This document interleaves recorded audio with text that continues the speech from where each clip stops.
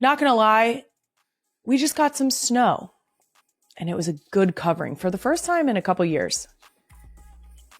Nothing gets me excited about some winter weather like the prospect of a little kid in a snowsuit. There is something so captivating about them trying to walk while also not being able to move. Why is it so cute? Let's get this podcast started.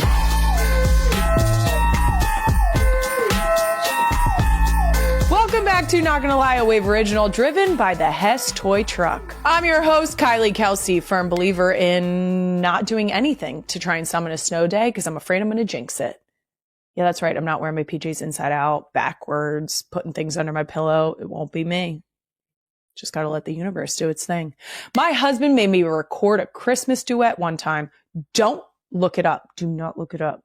It's a beautiful song written by a beautiful soul. Shout out to Beeve. Don't look it up. I'm so serious. Stop making that shit viral on TikTok. Cut it out.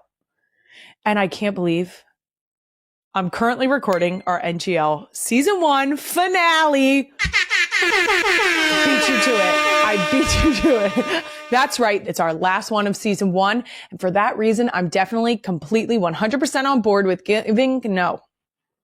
Queen Emma is rallying for a clean 75 because it's the finale. Let me tell you how we got to a clean 73. I feel like I've been beaten down. What Queen Emma did is she brought editor Brad in, and I can't say no to him. I'm not proud of myself right now, and we're going to move on before I change my mind. Season 2 starts in a few weeks, so don't worry, real ones. I'm not just going to ghost you guys and never show up again.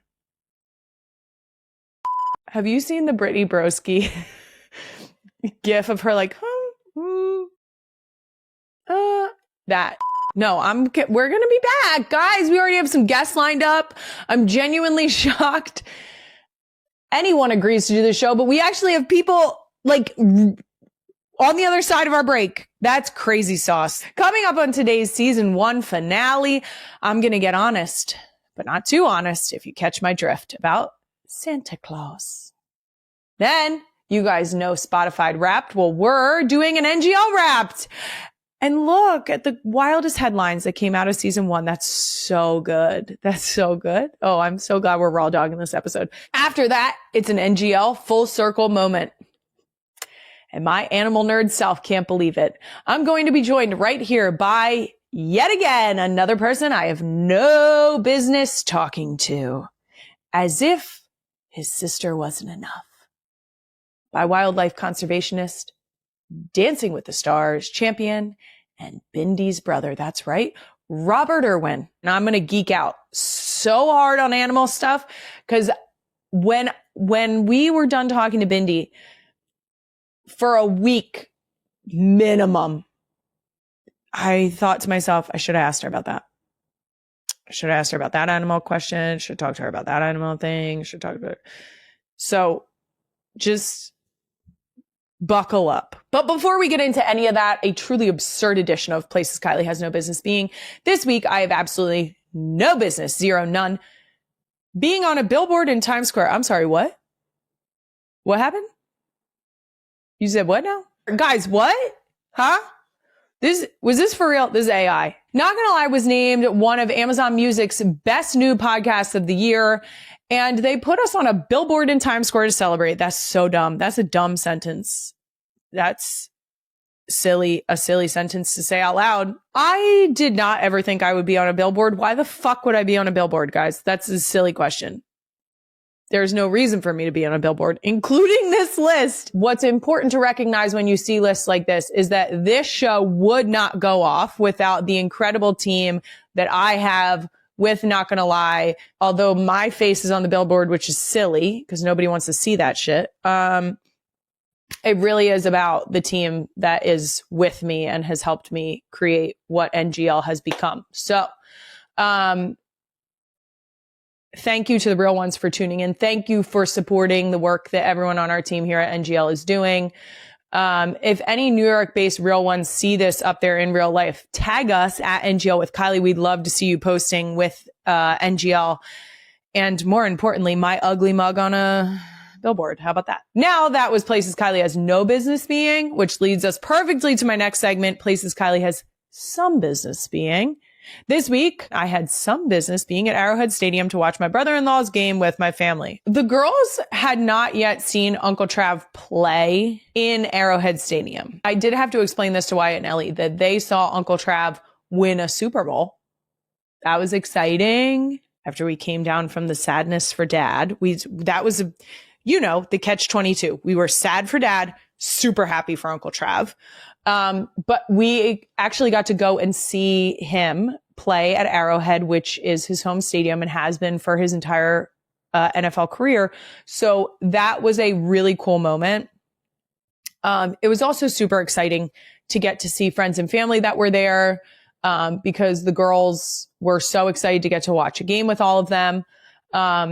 They are not that interested in football, to be quite honest with you. They actually yell at us anytime we try and put football on the TV, and only get on board after a little while of realizing that they can freely yell. Finny slept for like an hour and a half there, so she's a real one. She actually slept through all of the screaming and cheering, which is hilarious to me. There were a couple people who were like, oh, that's power to her for sleeping. And I'm like, have you met her 3 older sisters? Do you know that this is actually exactly what our house sounds like on any given day at any given time? So she feels very at home here. I did see something this morning that someone mentioned that I was wearing Eagles gear. Wrong. Incorrect. I was not. I was wearing a new sweatshirt. So sorry. I blacked out for a second. I was not wearing Eagles gear, guys. I was wearing the other podcast sweatshirt, which a few of you noticed. For anyone who doesn't know, I cannot wear another team's logo, not in the NFL. I won't do it. I probably wouldn't do it for any of our other sports either. You're not going to catch me trying to be cool and wearing a New York Yankees hat. It's cool to wear your team. That does it for places Kylie has some business being. Moving on, let's get to Can I Be Honest? Brought to you by Amazon. Shop gifts for everyone. Since we're a week away from Christmas, I'm getting honest about Santa Claus. Not that honest, but I still recommend pausing if you're around tiny human ears. Did you kick them out? Are you hiding in the pantry? A closet? The bathroom? Okay. The girls are excited about Santa. They're very excited about Santa. They, I will say, Wyatt's she's getting a little skeptical. I think she is very much the type of child who puts enough thought into things where very soon I fear we will be posed the question, how does he do it? Which my answer is always going to be magic, because that's the only feasible answer. Now, I have not taken them to meet Santa, mostly because, let's be honest, I'm a germaphobe. Not me letting you into my anxious thoughts. I do think that the girls might not cry about sitting on Santa's lap or sitting next to him in his little sleigh chair.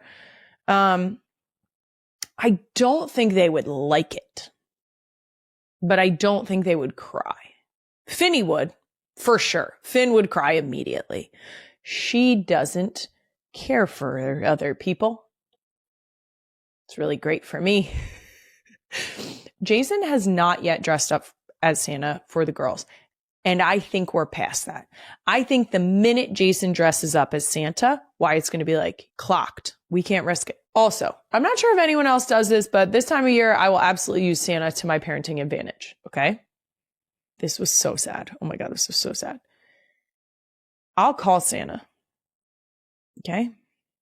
Sometimes you need a direct line. Okay. I know Nemmy's here and the song says Santa's always watching. Okay. He knows when you're sleeping, knows when you're awake. Little creepy, but he's watching. Okay. Sometimes you got to get the direct line.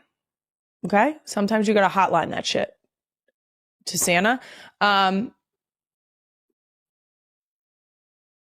in an effort to make it believable, because like I said, I have one that's a little skeptical.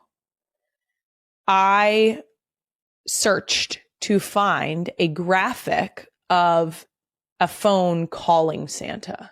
In other words, if I were to be like, I'm really on the phone with him, it would be like a number and like clearly a hang up button to end a phone call. I'm in the thick of it.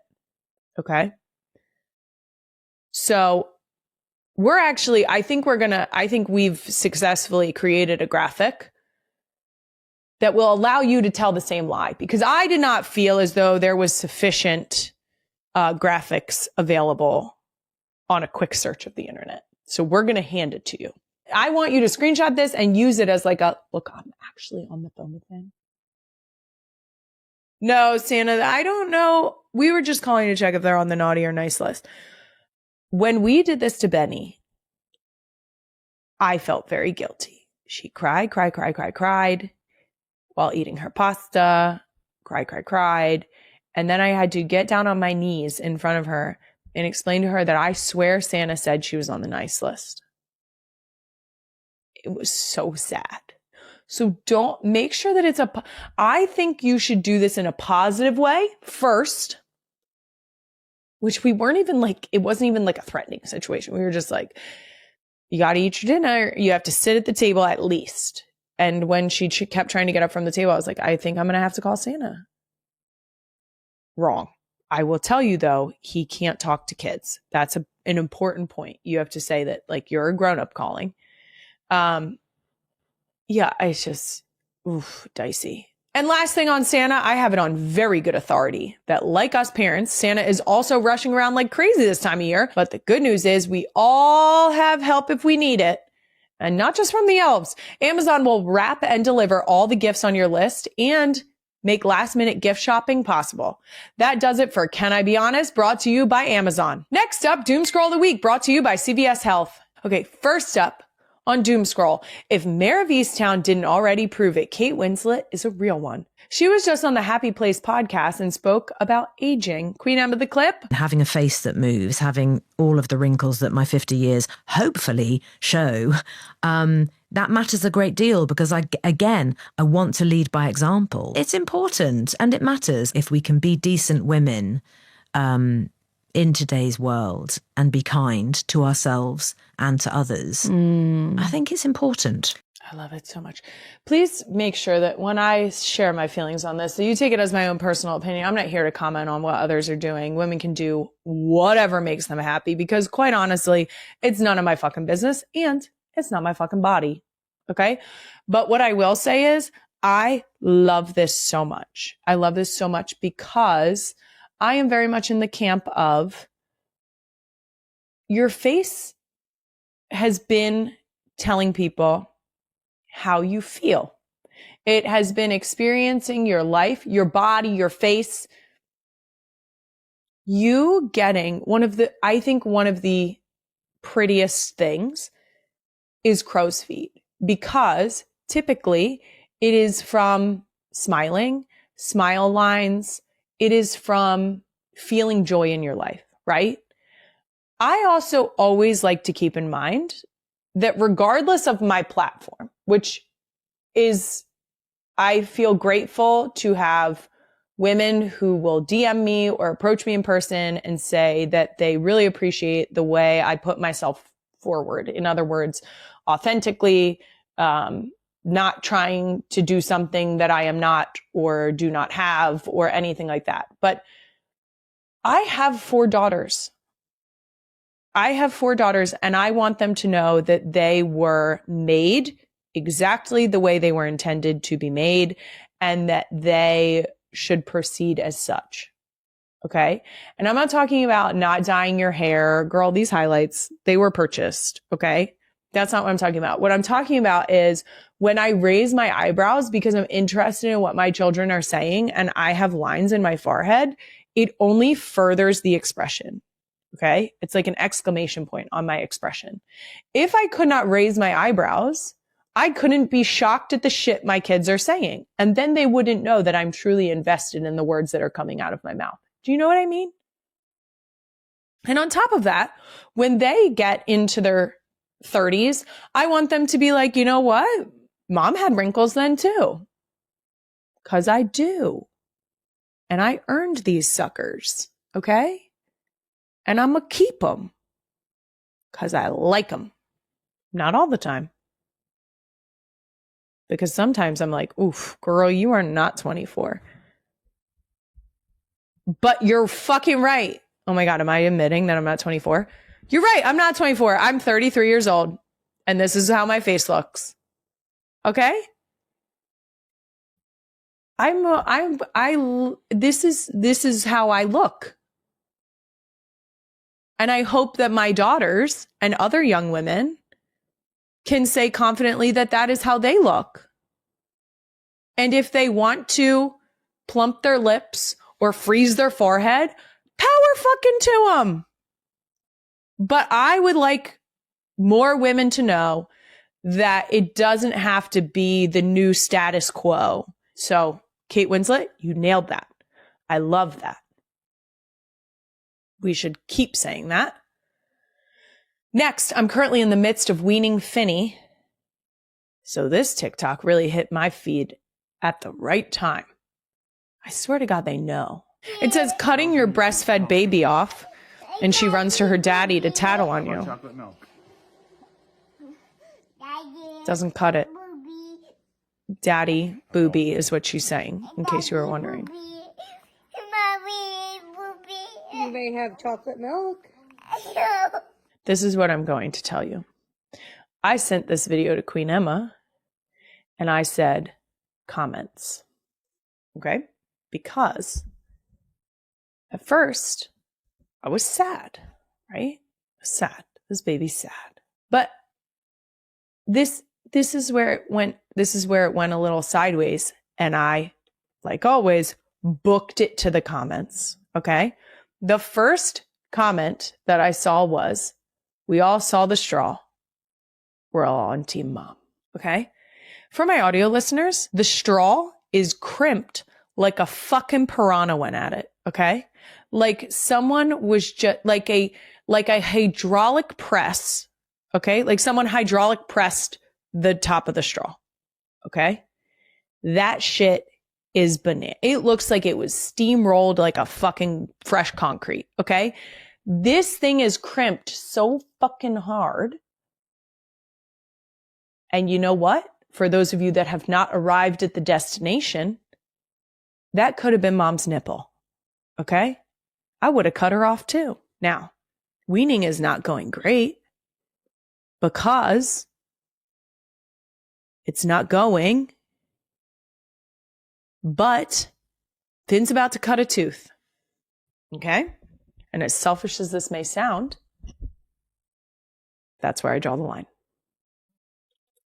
Aggressively. That's aggressively where I draw the line. That's where I've drawn the line for all of my other children. I've never breastfed a child past them getting teeth. Full disclosure, because I think that this, again, is something that people typically don't talk about because it can be a conscious choice. I typically have breastfed our girls anywhere between 7 and 8 months. I think the longest that I've gone for any other child has been maybe a hair past 8 months. Right now with Finny, this is the longest I have done it. Because it will take me at least a couple weeks to fully wean her. And right now we're right at the threshold of where I think I ended with Ellie. But just to be clear, this is my choice. And it might not be the choice that other people make. And I would like to say, because I think it's important to say this, I am very fortunate to have been able to breastfeed because I know that that's not always everyone's journey. Some people who want to cannot. So it's important to recognize that. My girls have switched to formula. And guess what? I have a 6-year-old who is learning to read, who can write. She's thriving. So, anyone who has an opinion about how I choose to go about my breastfeeding journey. And therefore my formula fed journey, you can kindly get fucked. You knew it was coming. And also, fed is best. Let me say it one more time for emphasis. Fed is best. Best being the best that it can be. Like the SpongeBob imagination. Ready? We'll do fed is best and get fucked. Anyway, that's it for Doom Scroll of the Week, brought to you by CVS Health. Robert Irwin is coming up, but first we have one more segment in honor of our finale we're calling NGL Wrapped. It's like Spotify Wrapped, but NGL. Clever stuff, Queen Emma. Fucking. Our first annual NGL Wrapped is brought to you by Liquid IV. Tear Poor, Live More. We're going to reflect on our first season and check out some of the best highlights from our official NGL Wrapped report that Queen Emma definitely didn't just completely make up herself. I mean, she did. Starting with the first slide, Queen Emma, what do we have? You said go birds 62,000 times this season. 5,000 times in the Hannah Binder episode alone. That number actually feels wildly accurate. So yes, I will make it 6,207, apparently. Go birds. Fuck it. Let's do 8. Go birds! All right, next wrap slide here. This season, your name appeared in 67 headlines. That makes sense. It feels right. 6, 7. I didn't even, that's how you know I don't have kids in middle school. Here are the top 5 dumbest headlines that came out this year. Number 1, kelce said she accidentally picked up a literal turd. That's a quote, literal turd with her bare hands. Oh, another direct quote. I raw dogged it. Someone wrote that as a headline. Are you fucking kidding me? Number 2, kelce says she wears a sports bra every day after being named, quote, president of the, quote, itty bitty titty committee. I said what the fuck I said. Guess what? Bra, sports bra. This is a sports bra. Look, that was suspicious. It's a sports bra. And the titties are still itty bitty. Even while I'm breastfeeding. Thank you. Number 3, Michelle Obama had Kylie. Oh no. Michelle Obama had kelce wiping her, quote, upper lip sweat multiple times. Why do they have to keep quoting me? Really, it feels personal. Feels personal when you quote me. I said it before and I'll say it until the end of time. I was so sweaty. Interviewing Michelle Obama. I don't know that I've ever been sweatier, and I've played field hockey on 100+ degree turf. Number 4, kelce blushes as zookeeper jokes about playing Taylor Swift's Wood song to get tigers in the mood. First of all, put some fucking respect on her name. Her name is Maggie, and she's a boss, okay? Second, it was a great reference. I fucking loved it. That was hilarious. Number 5, kelce introduces new baby on podcast only 2 days after giving birth. Yep, I did do that. Next slide. Congratulations, you came up with a new catchphrase. Suck my ass. Oh God, such a good catchphrase. It's so good.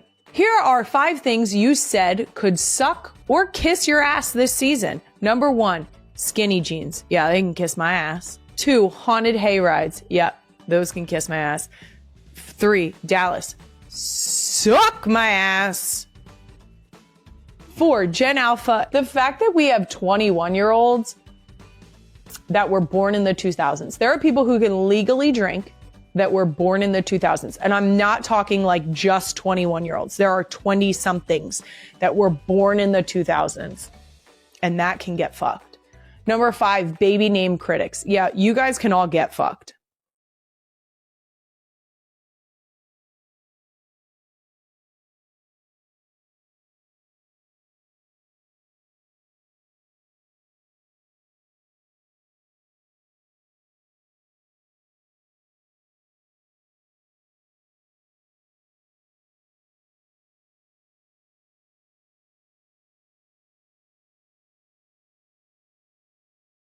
In a moment that's sending Swifties into absolute meltdown, Kelce just dropped the ultimate family endorsement on the December 18th episode of her hit podcast, Not Gonna Lie. While recapping her daughter's unforgettable first home game at Arrowhead Stadium cheering for Uncle Travis, Kylie casually, but oh so heartwarmingly, referred to Taylor Swift as the best sister-in-law the Kelce clan could ask for. The comment came mid-story as Kylie described the chaos and joy of the outing. Taylor was right there in the suite, bonding with the girls, snapping photos, and turning the day into pure magic. She's just the best, Kylie gushed, emphasizing how effortlessly Taylor has become family.